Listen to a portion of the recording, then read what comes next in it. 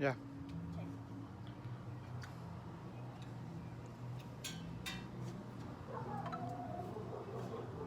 El chiste, Kevin. ¿Quién le dijo una gallina a sus pollitos? ¿Qué le dijo? Yo, pa' acá, pa' acá, pa' acá, pa' acá. ¿Tú quieres contar un chiste, Caleb? Sí. Arrímate para verte. Cuéntate un chiste, Caleb.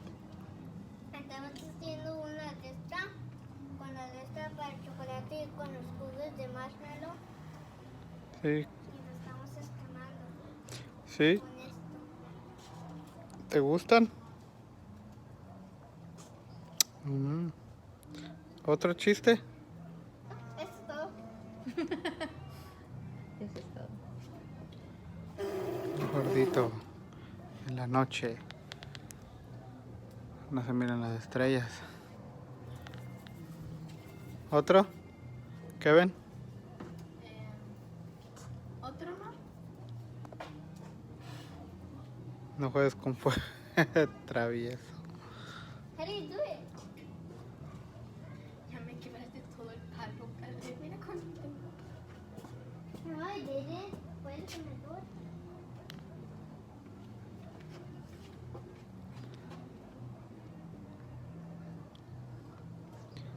Cuenta una historia, pues, Kevin, a ver. Bien. Está caliente. Ya. De la que gustes. ¿Quién me quiere sentar? Ok, aquí tengo una. Ok. Arrímate acá a la luz, No, por no. Sí. No quiero grabarte de aquel lado. Primero, Dios creó al primer ser humano de polvo. Segundo, le quitó su corazón o lo que sea y se lo puso a otra persona que era una mujer. Y ¿De dónde? ¿Del corazón? un corazón o lo La que costilla. sea. Una costilla. ¿Cómo no vas a saber, Kevin? Ay, es que no sé. ¿Y luego qué no lees?